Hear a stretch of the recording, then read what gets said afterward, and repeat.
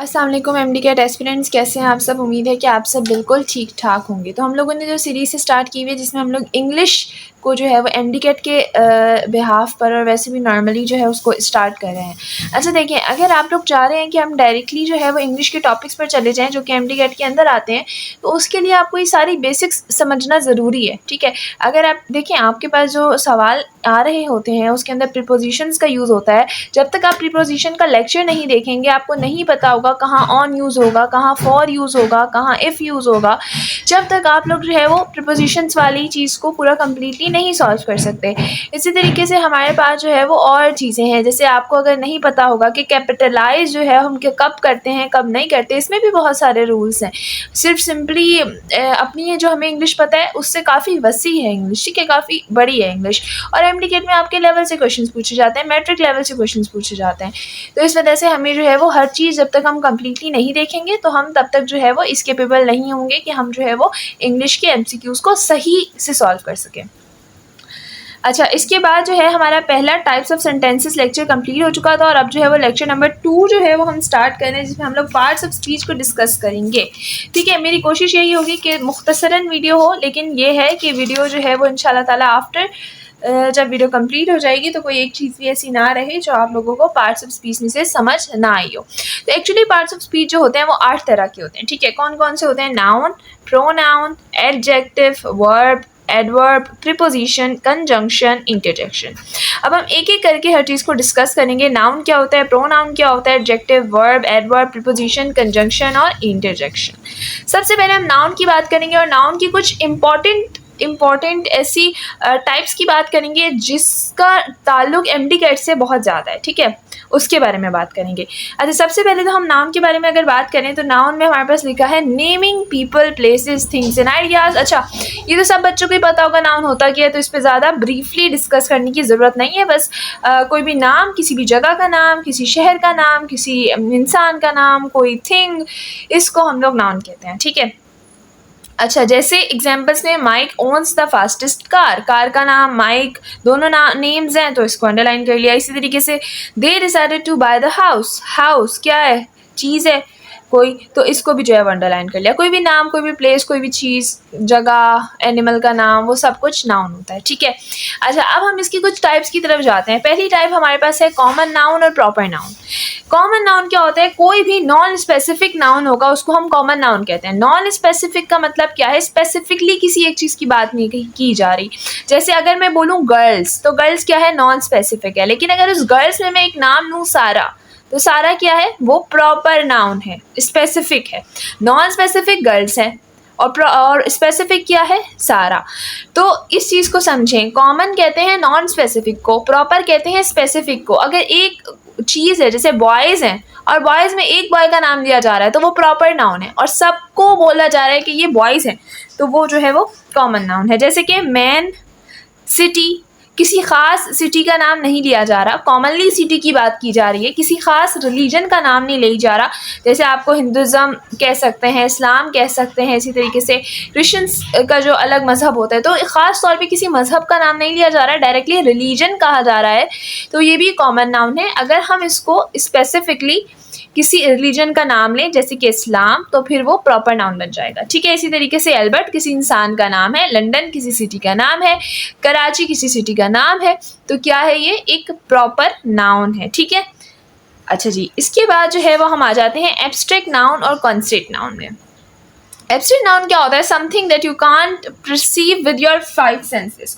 जो हमारी 5 सेंसेस हैं, कौन कौन सी 5 सेंसेस हैं? जिससे हम छू सकते हैं, हम बोल सकते हैं, हम सूंघ सकते हैं, हम टच कर सकते हैं, हम देख सकते हैं, हम सुन सकते हैं, ठीक है।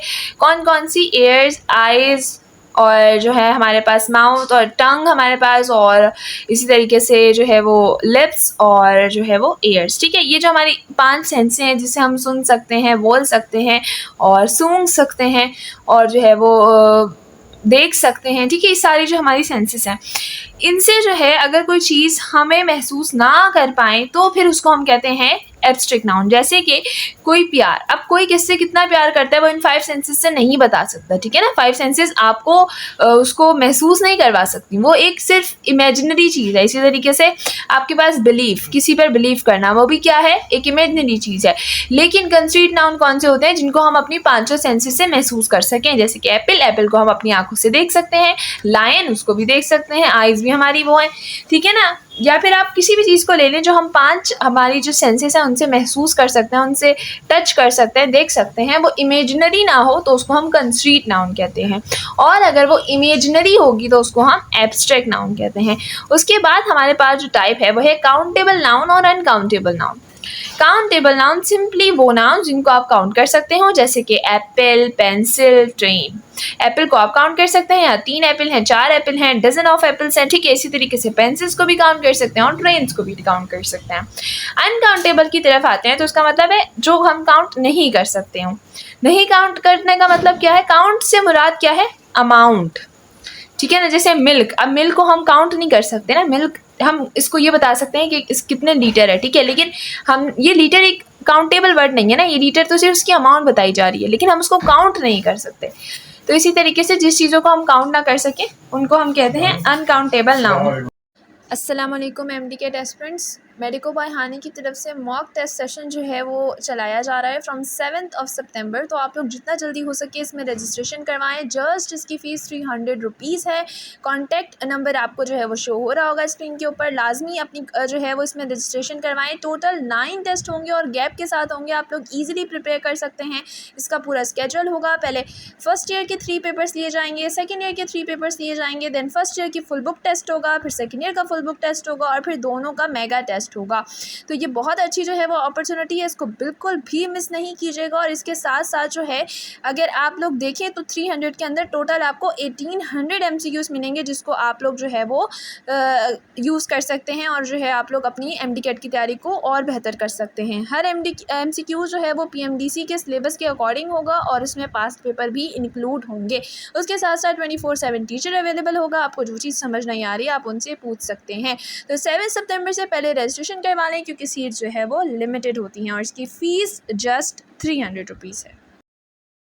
ये चीज़ हम लोगों ने कवर कर ली, ठीक है। कंपाउंड किसे कहते हैं कि जब भी हमारे पास कोई चीज़ जो है वो 2 वर्ड से मिलकर बने, जैसे text book, sea food, sunflower, ऐसे एग्जांपल आप लोग भी कमेंट में मुझे दीजिएगा। और कलेक्टिव किसे कहते हैं, जो हमारे पास बहुत सारी चीज़ें मिलकर बन रही हों। देखें कंपाउंड और कलेक्टिव में फ़र्क क्या है।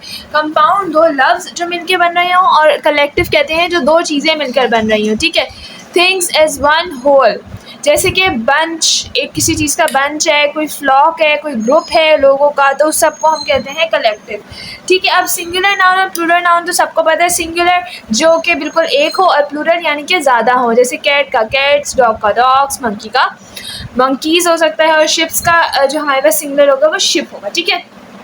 तो ये हमारे पास पार्ट्स ऑफ स्पीच में नाउन को भी हमने डिस्कस किया। अभी हमारा क्या रहता है, pronoun, adjective, verb, adverb, preposition, conjunction और इंटरजेक्शन। जब भी हम प्रोनाउन की बात करते हैं तो जब हम नाउन को रिप्लेस करना चाह रहे होते हैं तो हम प्रोनाउन लगाते हैं। जैसे John give her a gift, हम हर की जगह सारा अगर लिखते तो वो नाउन हो जाता, तो हमने नाउन को रिप्लेस कर दिया हर से, ठीक है। John give her a gift. Why did you push me, you, me, ये सब क्या है, pronoun. Please look after your self, ठीक है। अच्छा, इसी तरीके से अब आप लोगों ने प्रोनाउंस को यूज़ कैसे करना है तो उसको हम देखते हैं। सिंगुलर और प्लूरल दोनों की हम अलग अलग बात करेंगे, ठीक है। सबसे पहले एक चीज़ बहुत ज़्यादा कॉमनली क्वेश्चन में पूछी जाती है कि फर्स्ट, सेकंड और थर्ड क्या होता है। जैसे फर्स्ट हमेशा आई होता है, सेकंड यू होता है, और थर्ड ही, शी, इट होता है, ठीक है। जब भी आप इंग्लिश के लेक्चर्स वगैरह लेंगे तो ये चीज़ें आपको अपने जहन में रखनी होती हैं।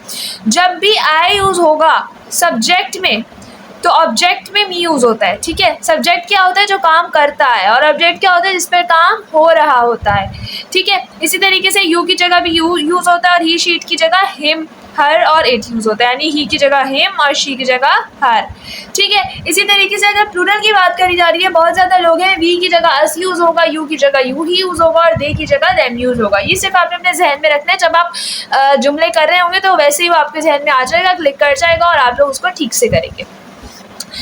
एडजेक्टिव पर आएंगे तो एडजेक्टिव क्या डिस्क्राइब करते हैं, नाउन और प्रोनाउन दोनों को डिस्क्राइब करते हैं एडजेक्टिव। यानी कि अगर हम बोल रहे हैं कि सारा किताब पढ़ रही है तो ये हो गया सारा नाउन। और अगर हम कह रहे हैं वो किताब पढ़ रही है तो वो हो गया प्रोनाउन जो कि सारा को रिप्लेस कर रहा है, ठीक है। लेकिन किताब है कैसी, वो जो नाउन जो काम कर रहा है वो है कैसा काम, तो उसको डिस्क्राइब क्या करता है, एडजेक्टिव। जैसे कि किताब अच्छी है, किताब बड़ी है, या फिर किताब लाल रंग की है, ठीक है। अब हमारे पास है that was an exciting film. Film कैसी थी, एक्साइटिंग थी। नाउन या फिर प्रोनाउन को डिस्क्राइब किया जा रहा है।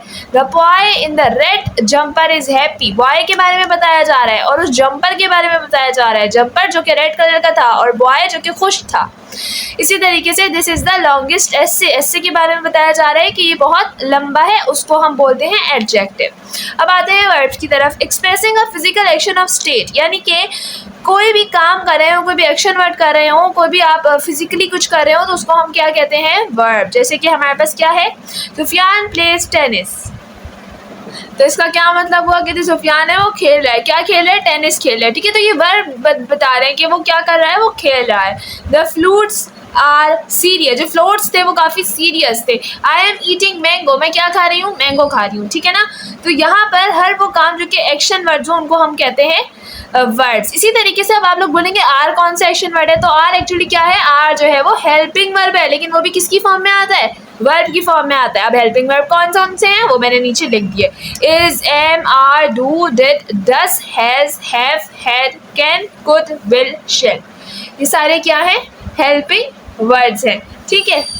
अब जैसे कि हमसे नेक्स्ट है एडवर्ब। अब एडवर्ब क्या होता है, जो किसी भी वर्ब को मॉडिफाई करके बयान करते हैं। जैसे कि किसी नाउन को मॉडिफाई कौन करता है, एडजेक्टिव, ठीक है ना। वो बताते हैं कि वो नाउन कैसा है। ऐसे ही जब अगर हमें पता चले कि कोई चीज़ जो हो रही है वो कैसे हो रही है, कोई जो एक्शन वर्ड हो रहा है वो कैसे हो रहा है, तो उसको हम क्या कहते हैं, एडवर्ब, यानी कि वो उसको थोड़ा सा मॉडिफाई करके बताता है। जैसे कि हम बोल सकते हैं कि वॉक कर रहा है, वॉक क्या है, वर्ब है। अब वॉक कैसे कर रहा है, तेज कर रहा है, स्लो कर रहा है, किस तरीके से वॉक कर रहा है, तो उसको हम लोग कहते हैं एडवर्ब, जो कि थोड़ा सा वर्ब को मॉडिफाई करके बताता है। ये तीन आपके पास एग्जांपल्स हैं, इसको अच्छे से देख लीजिएगा, ठीक है। कि ये जो है वो बहुत पुअर है, कैसे पुअर है, एक्सट्रीमली पुअर है। पुलिस जो है वो पहुंच गई, अराइव्ड, वर्ब है, वर्ब को डिफाइन कर रहा है एडवर्ब, के बहुत जल्दी पहुंची, ठीक है। इसी तरीके से एडवर्ब की और एग्जाम्पल है ऑलवेज, नेवर, लेट, सून, लाउडली, क्विकली। ये सब किसकी एग्जांपल्स हैं, एडवर्ब्स की। इसके बाद अब प्रीपोजिशन आते हैं हमारे पास। अब प्रीपोजिशन क्या होता है, प्रीपोजिशन ऐसा वर्ड होता है जो कि रिलेशनशिप शो कर रहा होता है किसी भी वर्ड और फ्रेज के बारे में। जैसे कि ऊपर, नीचे, दाएं, बाएं, ये क्या है, ये प्रीपोजिशंस है। The book is on the table, on is the preposition. He went into the room, into is the prepositions. अब इसकी एग्जांपल्स क्या है, in, at, on, under, into, to, about, for from, ठीक है। अच्छा, ये सब लोग, ये जो छोटे छोटे टॉपिक्स है ना, मैं आपको जल्दी जल्दी इसलिए कवर करवा रही हूँ क्योंकि मुझे पता है कि जो बच्चा इस बार MD देने वाला होगा, ये सारे टॉपिक्स वो कहीं ना कहीं पहले पढ़ के आ चुका है, ठीक है। बस उसको एक रिव्यू चाहिए जल्दी जल्दी से। फिर हम लोग बात करते हैं कंजंक्शंस की। कंजंक्शंस क्या होते हैं, जो कि दो फ्रेजेस या दो क्लॉज को आपस में मिला लेते हैं। जैसे कि he is tall, slim, slim, he is tall and slim, दो चीज़ों को मिला रहे हैं। I will wait, she arrives, I will wait until she arrives, until मिला दिया। Tom's sick, so he is not here, ठीक है। यानी कि दो क्लोजेस को मिलाया जा रहा है। लेकिन ये जो कंजंक्शन होते हैं एक्चुअली ये दो टाइप्स के होते हैं, एक होता है कोऑर्डिनेटिंग कंजंक्शन और एक होता है सब कोऑर्डिनेटिंग कंजंक्शन। अब इस दोनों को हमें जो है वो जल्दी से समझना पड़ेगा। देखिए, कोऑर्डिनेटिंग क्या होता है, words that connect two grammatically equal parts of sentence whether words, phrases और क्लॉजेस। यानी कि वो ऐसा क्लॉज, ऐसा कंजंक्शन होता है जो कि दो सेम क्लॉज को मिला रहा होता है आपस में। दो सेम क्लॉज कैसे हुए, जैसे Bilal is good at singing, किस में गुड है, सिंगिंग में गुड है। और पुअर एट डांसिंग, अब ये दो सेम हमारे पास है ना, दोनों क्या है, सेम जो है वो इक्वली, यानी कि ग्रामर के लिहाज से दोनों सेम है। मतलब कि दोनों अपना जो है वो कोई ना कोई कह सकते हैं कि बता रहे हैं कि वो किस तरीके से अपना थॉट जो है वो शेयर करें, ठीक है। Bilal is good at singing but poor at dancing. अब बिलाल किस में गुड है, सिंगिंग में गुड है, लेकिन पुअर किस में है, डांसिंग में, तो यहाँ पे हम बट लगा देंगे, ठीक है। इसी तरीके से यानी कि कोऑर्डिनेटिंग का मतलब है कोई भी सेम ग्रामेटिकली सेम जो है हमारे पास वर्ड्स या फ्रेजेस हो जिनको हम आपस में जोड़ रहे हो, ठीक है। तो वो जो जुड़ेगा तो उस जोड़ने वाले को हम कंजंक्शन कहते हैं। और वो कंजंक्शन की कौन सी टाइप होगी, कोऑर्डिनेटिंग, जब दो फ्रेजेस एक दूसरे से ग्रामेटिकली सेम होंगे। अच्छा, नेक्स्ट हमारे पास एग्जांपल क्या है, Sufiyan and Minsa are good soldiers. अब वो दोनों क्या है, वो एक अच्छे सोल्जर्स हैं, दोनों क्या हैं, गुड सोल्जर्स हैं, ठीक है। तो ये दोनों हमारे पास ग्रामेटिकली सेम चीज़ें थी और बीच में हमने लगा दिया आर। अच्छा, अब इसी तरीके से जो सब कोऑर्डिनेटिंग होते हैं वो क्या होते हैं, they connect dependent clause and independent clause, यानी कि एक डिपेंडेंट होता है और एक इंडिपेंडेंट क्लॉज होता है, यानी कि एक अपना पूरा मतलब बता रहा होता है और एक अपना पूरा मतलब नहीं बता रहा होता है। जैसे the stadium was looking like a garbage, ये पूरा मतलब बता रहा है, ठीक है। ये लग गया हमारे पास क्या, conjunction. The match had finish, अब ये द मैच हैड फिनिश तो कोई एक पूरा मतलब नहीं बता रहा ना कि भाई मैच फिनिश्ड क्यों हुआ, मैच फिनिश कब हुआ, ठीक है, नहीं बता रहा पूरा मतलब। तो इसी वजह से एक डिपेंडेंट है और एक इंडिपेंडेंट क्लॉज है और ये मिलके क्या बनाएंगे, हमारे पास एक जुमला बनाएंगे और उस जुमले को जो जोड़ेगा उसको हम कहेंगे कौन सा, कंजंक्शन सब ऑर्डिनेटिंग। अच्छा, अब डिपेंडेंट और इंडिपेंडेंट क्या होता है वैसे तो मैं बता चुकी हूँ, लेकिन फिर से रिपीट कर देते हैं। डिपेंडेंट क्लॉज वो होता है जो कि कोई भी अपनी पूरी एक्सप्रेशन जो है वो कंप्लीट शो नहीं करता, और यानी कि वो डिपेंड करता है ना, अपनी पूरी कंप्लीट शो नहीं कर रहा। और इंडिपेंडेंट वो बिल्कुल इंडिपेंडेंट होता है, वो अपनी पूरी एक्सप्रेस अपना जो उसके ख्याल है वो पूरा शो कर देता है, ठीक है। तो उम्मीद है कि यहाँ तक तो क्लियर हो गया होगा। लास्ट टॉपिक हमारे पास है इंटरजेक्शन का। तो इंटरजेक्शन में हमें कह रहे हैं कि इंटरजेक्शंस कहते हैं, जैसे आप लोग इस चीज़ को लगाते हैं ना, ये एक्चुअली क्या है, ये इंटरजेक्शन है। वो, आउच, हे, कोई भी ऐसा क्वेश्चन आप ऐसी मार्क करें कि जिसमें अपनी कोई फीलिंग्स शो कर रहे हैं तो उसको हम बोलते हैं इंटरजेक्शंस वाले सेंटेंसेस। जैसे कि वो, that's a brilliant news, ouch, that really hurts, hey, how are you doing, ठीक है। ये सब जो है वो जो यूज़ हो रहा है उसको हम इंटरजेक्शन कहते हैं। तो इसी के साथ आपका जो है वो सेकेंड पार्ट कंप्लीट हो गया इंग्लिश का। अच्छा, इसके बाद जो नेक्स्ट पार्ट है ना वो बहुत छोटे ही, देखिए ये हमारे पास स्ट्रक्चर ऑफ सेंटेंस है और ये जो है वो कैपिटलाइजेशन है। लेकिन इससे पहले क्योंकि मेरे पास जो है वो डिमांड आ रही है, मैं इसके इलेक्ट्रोकेमिस्ट्री का चैप्टर जो है ना वो आप लाजमी अपलोड कर दें, और जो है तो फिर मुझे कल जो है वो वाला अपलोड करूँगी, लेकिन उसके साथ में मेरी कोशिश होगी कि मैं थर्ड वाला टॉपिक भी इंग्लिश का अपलोड कर दूँ, क्योंकि आप लोग जो है वो वेट कर रहे होते हैं इंग्लिश के लेक्चर के लिए। तो इंशाल्लाह ताला। अच्छा, दूसरी बात ये कि मॉक टेस्ट सेशन जो है वो जस्ट 300 का कर दिया है और 7 सितंबर से स्टार्ट हो रहा है, तो बिल्कुल भी उसको जो है वो लाइट नहीं लीजिएगा, जितना जल्दी हो सके अपनी रजिस्ट्रेशन करवाएं। सीट्स कम होती हैं, टेस्ट बहुत अच्छे होंगे, 9 टेस्ट होंगे टोटल और हर टेस्ट 200 MCQs का होगा। तो ज़रा 9 को मल्टीप्लाई करें 200 से, तो उतने ज़्यादा जो है वो तकरीबन आपके पास जो है 1800 MCQs आपके सिर्फ उस 300 रुपीज़ के अंदर कवर हो जाएंगे, ठीक है। तो लाजमी जो है वो उस सेशन को लाजमी ज्वाइन कीजिएगा और सारे MCQs according to the PMDC syllabus होंगे। तो लाजमी जो है नंबर पे कांटेक्ट करके अपनी रजिस्ट्रेशन करवाइएगा जस्ट 300 के अंदर।